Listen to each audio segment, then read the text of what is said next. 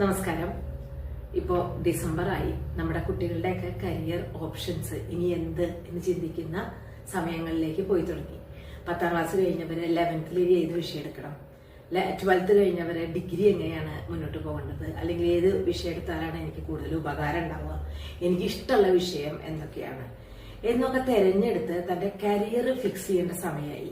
പലപ്പോഴും പല കുട്ടികളുടെ അടുത്ത് നമ്മൾ 10ാം ക്ലാസ് കഴിഞ്ഞ 10ാം ക്ലാസ്സിൽ പഠിക്കുന്ന കുട്ടികളുടെ അടുത്ത് ഇനി എന്താ ഫ്യൂച്ചർ ചോദിച്ചാൽ ചിലർ നല്ല കൃത്യമായിട്ട് പറയും ഞാൻ ഇന്നതാണ് പ്ലാൻ ചെയ്യണമെന്നത്. ചിലരോട് ചോദിച്ചാൽ ആലോചിക്കണം, പരീക്ഷ കഴിയുമ്പോഴേക്ക് തീരുമാനിക്കാം, ഇങ്ങനെയൊക്കെയുള്ള ഒരു ഉഴപ്പൻ മറുപടികൾ തരുന്നവരും ഉണ്ട്. അപ്പൊ നമ്മൾ എന്ത് ചെയ്യണമെന്ന് വെച്ചിട്ടുണ്ടെങ്കിൽ ഓരോ വിഷയങ്ങളും ഏതൊക്കെയാണ് നമ്മളുടെ ഇപ്പോ കോമേഴ്സ് എടുത്താൽ എന്താ ഗുണം, ഹ്യൂമാനിറ്റീസ് എടുത്താൽ എന്താണ് ഗുണം, സയൻസ് എടുത്താൽ എന്താണ് ഗുണം, അങ്ങനെയുള്ള കാര്യങ്ങളെ കുറിച്ച് കൃത്യമായിട്ടുള്ള ഒരു അവബോധവും അതിനനുസരിച്ചിട്ടുള്ള ഒരു പഠനവും നമുക്ക് ആവശ്യമാണ്.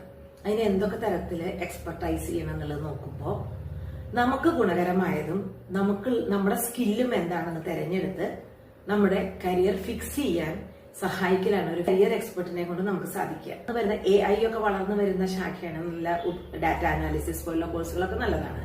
അതോടൊപ്പം തന്നെ ശക്തമായിട്ട് ഇനി വരാൻ സാധ്യതയുള്ള ഒരു കോഴ്സാണ് ഫോറൻസിക് അക്കൗണ്ടിംഗ് എന്ന് പറഞ്ഞിട്ടുണ്ടെങ്കിൽ.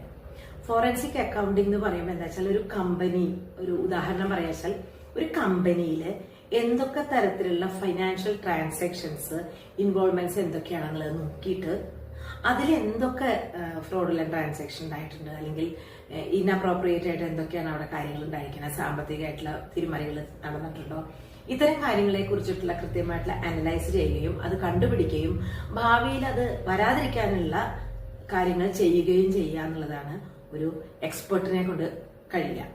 ഇന്നത്തെ കാലത്ത് നമ്മൾ ഏറ്റവും അധികം കേൾക്കുന്നത് എന്താണ്, ഇതുപോലുള്ള ട്രാൻസാക്ഷൻസ് ആണ്, സ്പാം ആണ്. എത്ര സ്പാം കോൾസ് ആണ് നമുക്ക് ഫിനാൻഷ്യൽ ഇങ്ങനെ ലോൺ തരാം, അങ്ങനെ തരാം, ഇങ്ങനെ തരാം എന്നൊക്കെ പറഞ്ഞിട്ട് വരുന്നത്.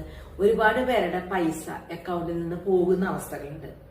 പിന്നെ അതുപോലെ തന്നെ ഇപ്പോ ഒരു ഡിവോഴ്സ് സെറ്റിൽമെന്റ്, എനിക്ക് അതാണ് വല്ല കൗതുകകരമായിട്ട് തോന്നിയ ഒരു കാര്യം. ഒരു ഡിവോഴ്സ് സെറ്റിൽമെന്റ് നടത്തുമ്പോൾ അവിടെ ഒരു ഫോറൻസിക് അക്കൗണ്ടിങ് എക്സ്പേർട്ടിന് എത്ര പൈസ നമുക്ക് അവരുടെ കയ്യിൽ മറ്റേ അതർ പാർട്ടിയുടെ കയ്യിൽ നിന്ന് മേടിക്കാം, അല്ലെങ്കിൽ നമ്മളുടെ പൈസ എത്ര ചെലവായിട്ടുണ്ടെങ്കിൽ അതിനെ എങ്ങനെ സെറ്റിൽമെന്റ് നടത്താം എന്നുള്ളതിനെ കുറിച്ചിട്ടുള്ള കാര്യം ഉപദേശിക്കാനും കൂടി ഇവർക്ക് സാധിക്കും.